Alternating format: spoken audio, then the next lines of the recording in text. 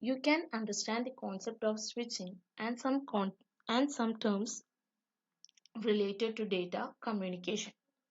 First of all, I am discussing about switching. Switching means the transfer of data between two computers over a network. There are two types of switching: circuit switching and packet switching. In order to send a message from one system to another over a network, first the message should be divided into small packets. After that, these packets are sent over the network. When it reaches the destination, these packets are reassembled to the form of the message that have been sent by the source. So always keep in mind that in order to send any data over network, it should be divided into packets. Next, we can study the concept of circuit switching. In circuit switching, in order to send a message, both the source and destination should be ready. If the destination is not ready to accept the message, the communication will not take place. The message cannot be sent over the network, just like our telephone call. If we didn't attend the call means the message will not be sent. Now, in order to understand the concept, learn the please see this diagram. Here we are having a network diagram. It is having a source and destination. I want to send a image from the source to destination. So first I have divided this image into packets. Now I am sending these packets over the network. Now see the path of these packets. In circuit switching, all the packets will follow the same path. So it is easy for an hacker to hack the message. Once he understood the path of one packet, it is easy for him to collect all the packets. And when these packets reaches the destination, it will get reassembled to the message that have been sent by the source. So this is the image that I have been sent from source to destination. So I hope you understand the concept of circuit switching. You have to keep these two things in mind. In circuit switching, there should be a complete physical connection between the source and destination. If destination is not ready, the communication will not take place. And one more thing, in circuit switching, all the packets will follow the same path. Next, we will move to the packet switching. In the packet switching, we can send the messages. Here, there is no condition that both the source and destination should be available. It have only one condition that in packet switching, we know that the data or images we are sending should be divided into packets. These packets should have some fixed size and it will be stored in the main memory of the system. Now, see this example. I am sending an image from source to destination. First, I have divided the image into small packets and I am sending it through the network. Now, see the path of these packets.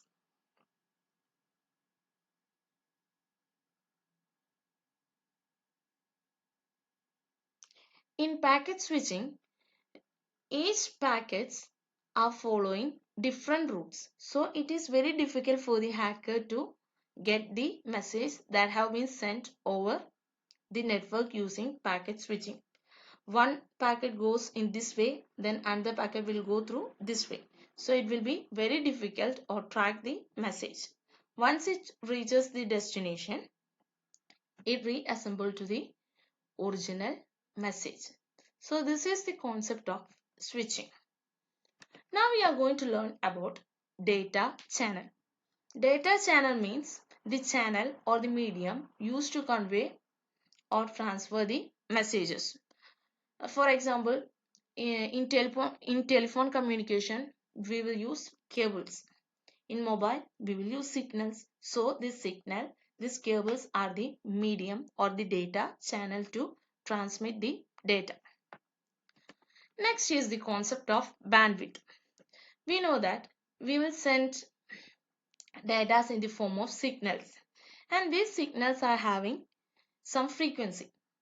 That means some signals have high frequency, some are having low frequency. So bandwidth means it is the difference between the highest and lowest frequency of a transmission channel. There are high bandwidth channel and low bandwidth channel.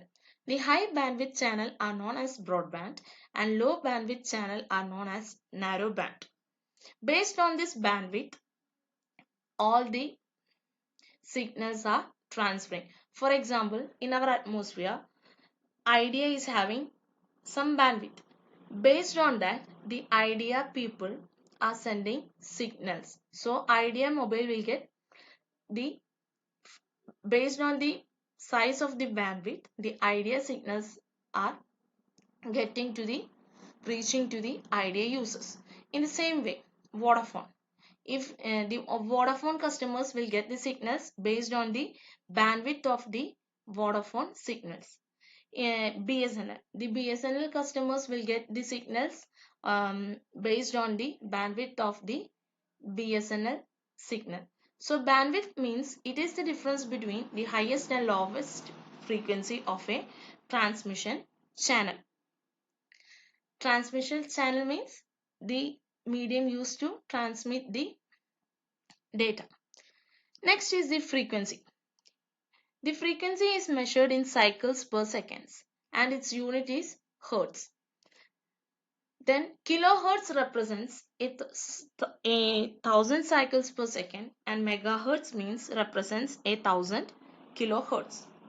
Now next is the data transfer rate. It is the amount of data transferred per second by a communication channel.